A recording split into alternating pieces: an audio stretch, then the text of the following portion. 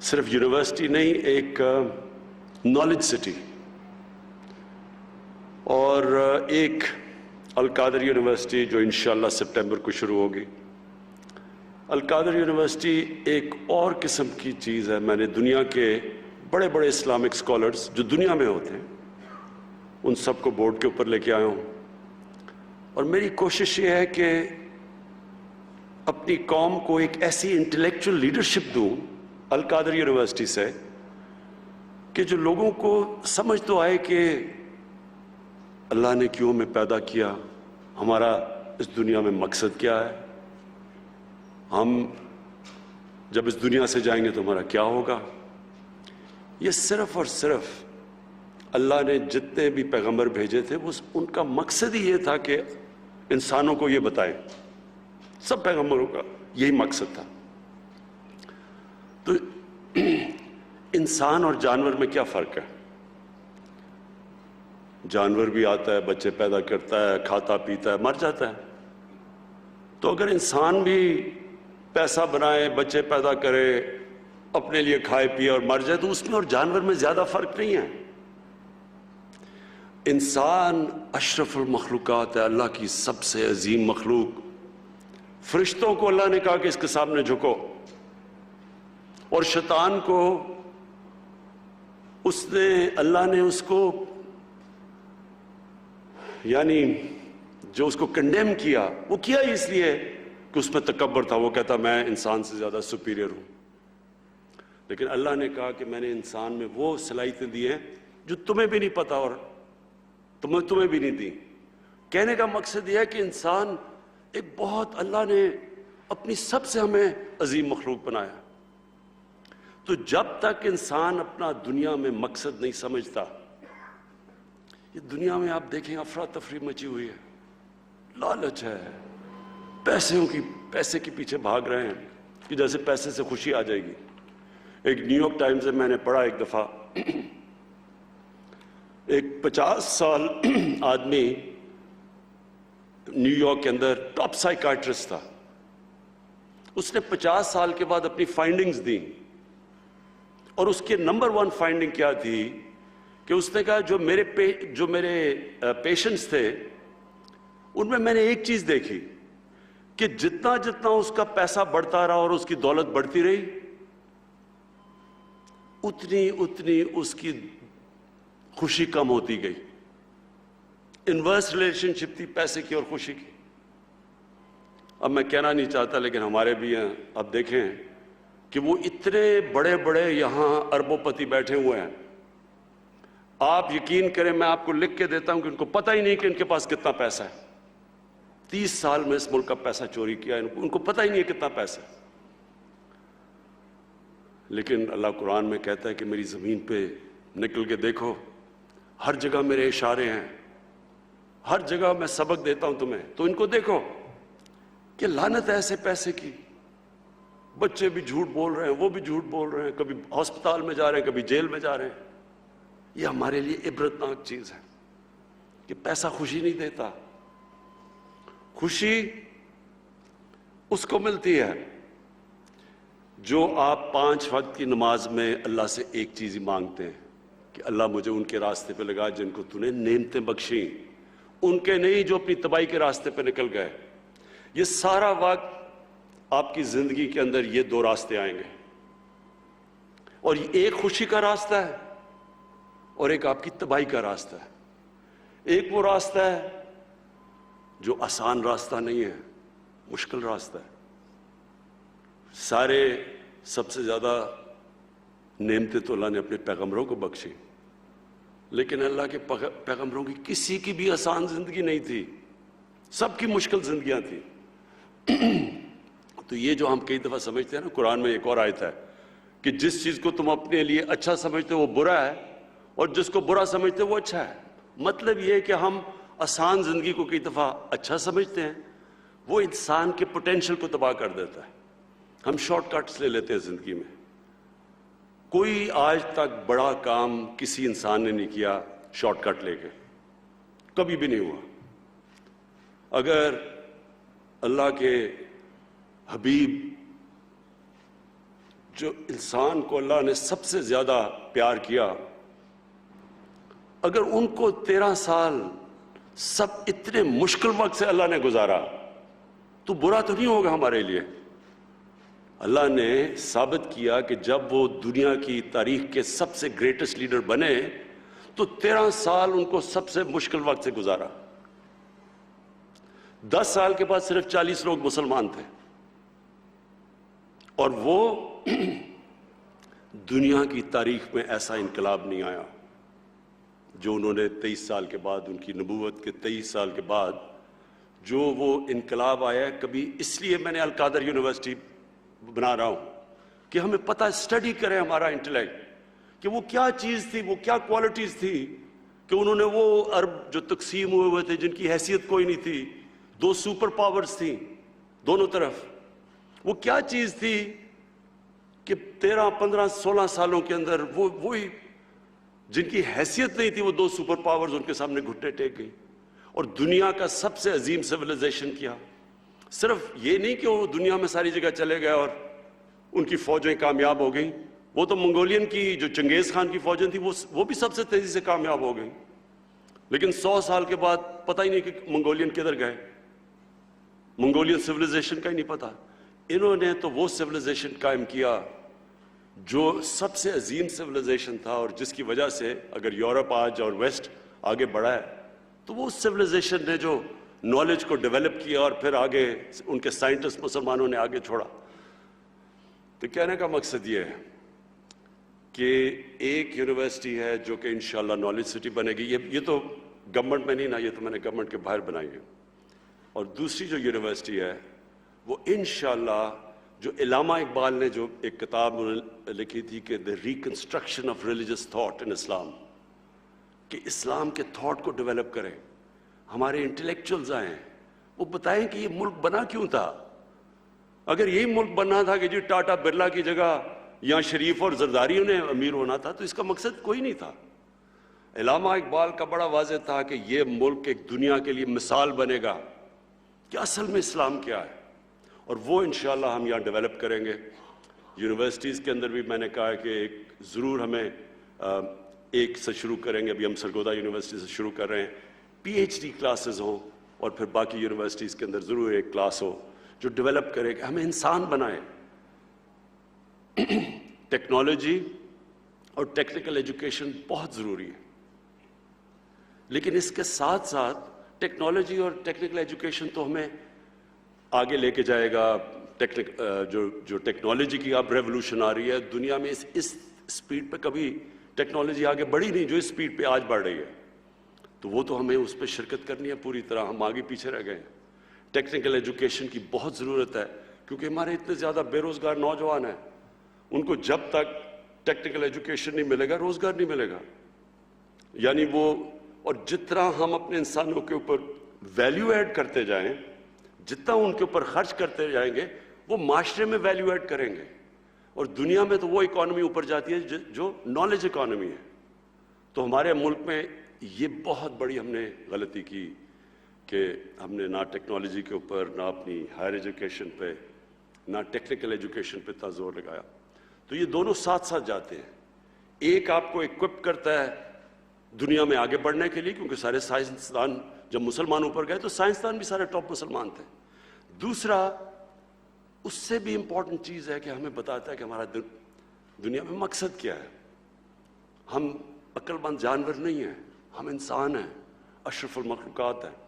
تو university education کا بہت بڑا امپیکٹ پڑتا ہے سوسائٹی پہ، کیونکہ یونیورسٹی ایجوکیشن لوگوں کو ایک اور لیول پہ لے کے جاتی ہے۔ امریکہ کی جو اسینٹ ہوئی جب آج سے 120 سال پہلے اوپر جانا شروع ہوا امریکہ، تو وہ اس کی ایک بہت بڑی وجہ تھی کہ دنیا میں سب سے زیادہ گریجویٹس امریکہ میں نکل رہے تھے۔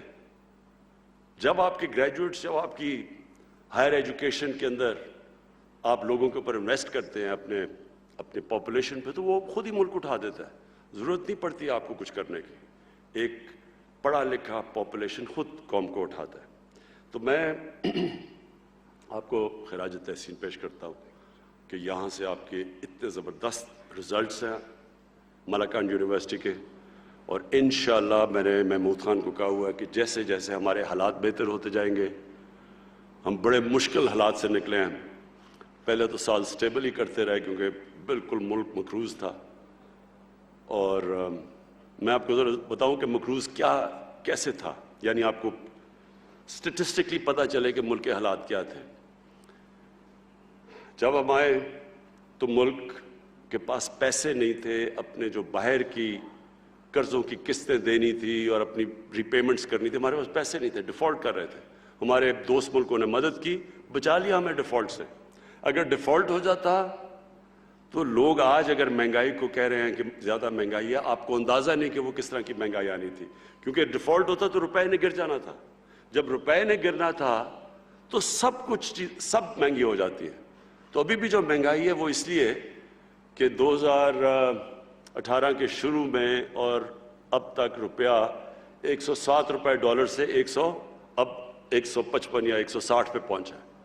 تو جب روپیہ گرتا ہے ساری چیزیں مہنگی ہو جاتی ہیں، امپورٹ سب کچھ، تیل، بجلی، ٹرانسپورٹ، باہر سے دالیں، گھی، جو چیز امپورٹ ہوتی ہے وہ مہنگی ہو جاتی ہے۔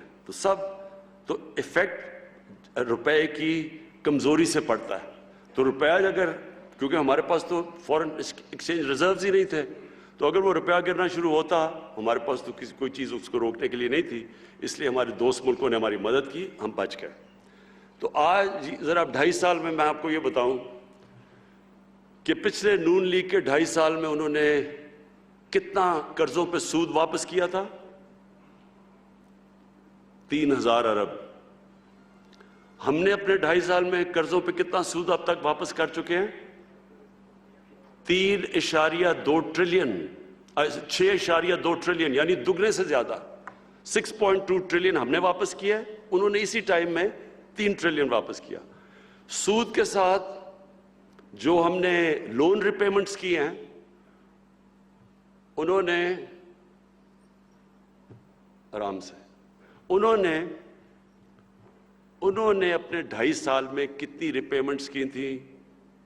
لون پلس انٹرسٹ 20 ٹریلین، 20,000 ارب۔ ہم نے ابھی تک کتنی کی ہیں؟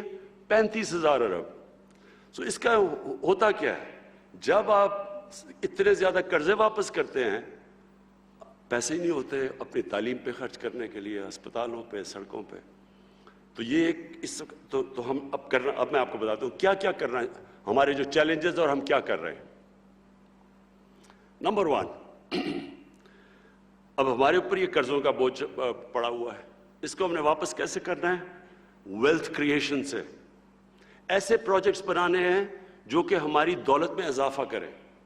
مثلا لاہور میں راوی سٹی بنا رہے ہیں، نیا شہر، اس کے اندر ٹریلینز کی یعنی کئی ہزار ارب روپے کی اس کے اندر ویلتھ جنریشن ہوگی۔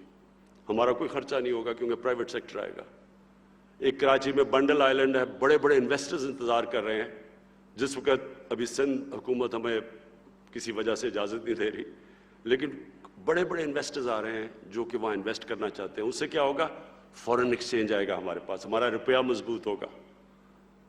پھر ہم نے لاہور میں ایک ڈسٹرکٹ بنائی ہے، بزنس ڈسٹرکٹ۔ ہم اندازہ لگا رہے تھے کہ اس سے 6,000 ارب روپے کی ویلتھ جنریشن ہوگی۔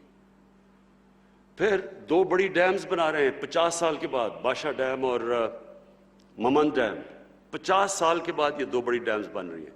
یہ ویلتھ جنریٹ کریں گی کیونکہ اس سے ہمارا پانی سے جو بچے گا، اس پانی سے ہم فصلیں زیادہ، ایگریکلچر پروڈکٹیوٹی بڑھے گی ہماری۔ سارا جو ہمارا چشمہ رائٹ بینک کینال کا، یہاں چیف منسٹر صاحب مجھے کہتے رہتے ہیں، وہ اس سے کم از کم کوئی 3 لاکھ ایکڑ ڈی آئی خان کے اندر زمین کاشت ہو سکتی ہے۔ تو اس کے لیے تو بڑی ڈیمز، تو وہ ان سے ویلتھ جنریشن ہوگی۔ پھر ہم کنسٹرکشن انڈسٹری کے اس وقت ہماری کنسٹرکشن انڈسٹری کو ہم وہ انسینٹیو دے رہے ہیں، اور وہ اس لیول کی کنسٹرکشن ہو رہی جو پاکستان کی تاریخ میں کبھی نہیں ہوئی، کیونکہ ہم نے ان کو انسینٹیوائز کیا، ان کے لیے آسانیاں کی، اپنے لو کاسٹ گھر بنا رہے ہیں، افورڈیبل ہاؤسنگ لوگوں کے لیے۔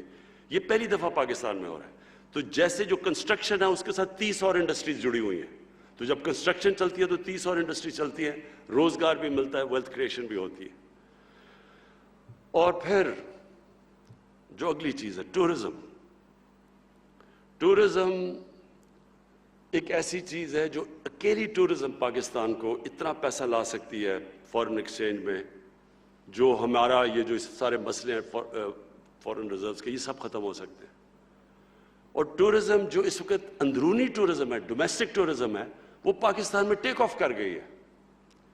اب سوات میں تو خیر آپ کو پتہ ہی ہوگا کہ کتنی ٹورزم ایک پچھلے 2 سالوں میں آئی ہے. کرونا کے باوجود کبھی پاکستان میں اتنی ٹورزم نہیں آئی, اور پہلے تو صرف گرمیوں میں آتی تھی, اب گرمیاں اور سردیوں میں ٹورزم ہے. اس لیے یہ بڑا اچھا آپ نے یہاں ہاسپٹیلٹی کی کلاسز رکھی ہوئی ہیں, بہت امپورٹنٹ ہے آپ کے لیے, کیونکہ ٹورزم میں ان پہاڑی علاقوں میں, دور دراز علاقوں میں اتنا روزگار ملے گا لوگوں کو. ان کو جانا نہیں, لوگ جاتے ہیں باہر, کوئی کراچی جاتا ہے, کوئی دبئی, کوئی سعودی عربیہ نوکریاں ڈھونڈنے کے لیے. لیکن جب یہ ٹورزم ٹیک آف ہو گئی, یہ سارے علاقے کے اندر لوگوں کو باہر نہیں جانا پڑے گا, کیونکہ جو وہ پیسہ جنریٹ کرتا ہے. میں آپ کو مثال دیتا ہوں, پاکستان تو کوئی میرے خیال میں 1 یا 2-3 ملین ڈالر بھی نہیں جنریٹ کرتا ٹورزم سے. ملیشیا جس کی صرف سی ٹورزم ہے 20 ارب ڈالر جنریٹ کرتا ہے, 20 ارب ڈالر.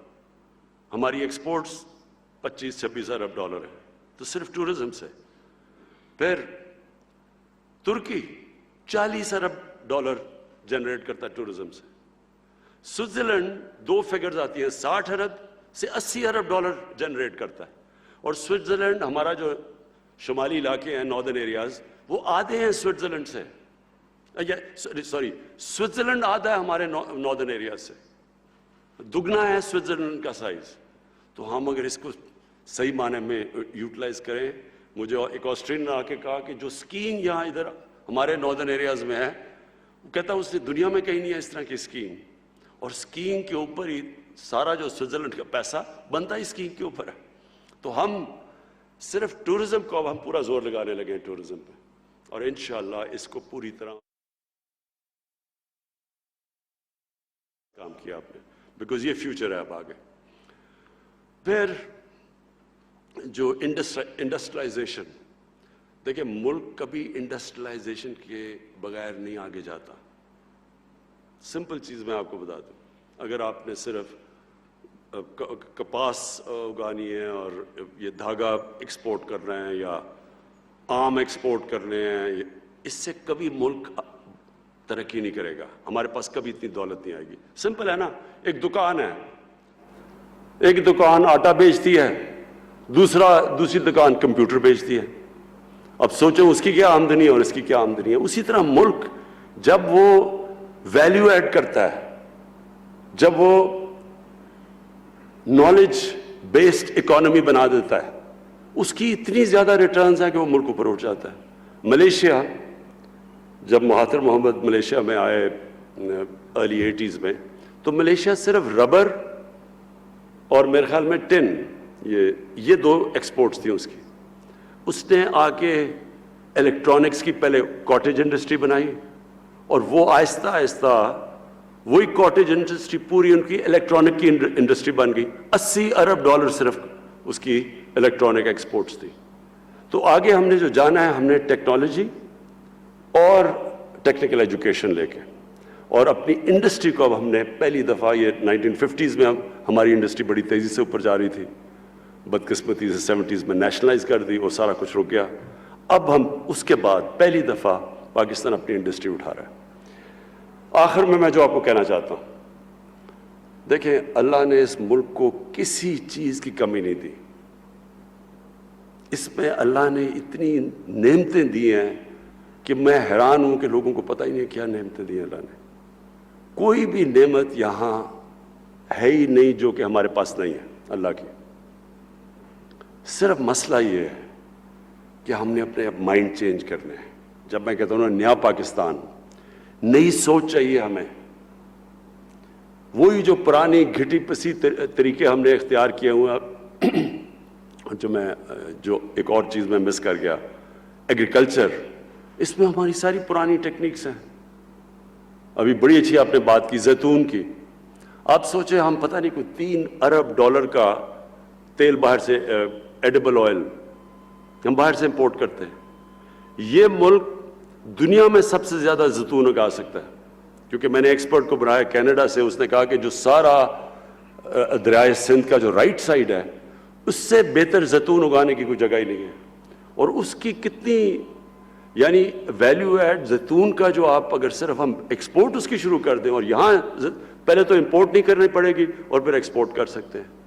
اور یعنی ایسا درخت ہے جو کم بارش پہ مشکل جگہ پہ اگ جاتا ہے, تو اس کے اوپر انشاءاللہ پورا زیتون کے اوپر لے کے آ رہے ہیں. پھر ایک ایووکاڈو ہے, میں صرف آپ کو مثالیں دے رہا ہوں, جو سب سے مہنگی سبزی گنی جاتی ہے اس کو ایووکاڈو کہتے ہیں. اتنا بہتر اگتا ہے ہمارے ملک میں. میں نے اپنے اسلام آباد میں گھر میں لگایا ہیں, وہ سر زبردست قسم کے ایووکاڈوز ہو گئے, ہم نے کبھی سوچا ہی نہیں. تو میں صرف آپ کو یہ سمجھا, تھوڑی جب انسان مشکل میں ہوتا ہے تو پھر آؤٹ آف دا باکس سوچتا ہے. وہ کہتے ہیں necessity is the mother of invention. جب آپ کو ضرورت پڑتی ہے تو پھر انسان کے اندر بڑی صلاحیت دیا اللہ نے, ہم کچھ بھی کر سکتے ہیں. ہمارا جو ایگریکلچر سیکٹر ہے اس کے اوپر صرف, اور انشاءاللہ میں اگلے ہفتے اب ایک نئی پالیسی لے کے آ رہا ہوں, وہ جب میں اناؤنس کروں گا انشاءاللہ آپ دیکھیں گے کہ ایک نئی سوچ لے کے آ رہے ہیں ایگریکلچر میں, بالکل ایک مختلف قسم کی سوچ, اور یہی سیکٹر انشاءاللہ ہمیں اکیلا سیکٹر بھی اٹھا سکتا ہے. تو میں آخر میں پھر سے آپ سب کا شکر گزار ہوں, اور انشاءاللہ پھر بھی آپ کے پاس آؤں گا. شکریہ.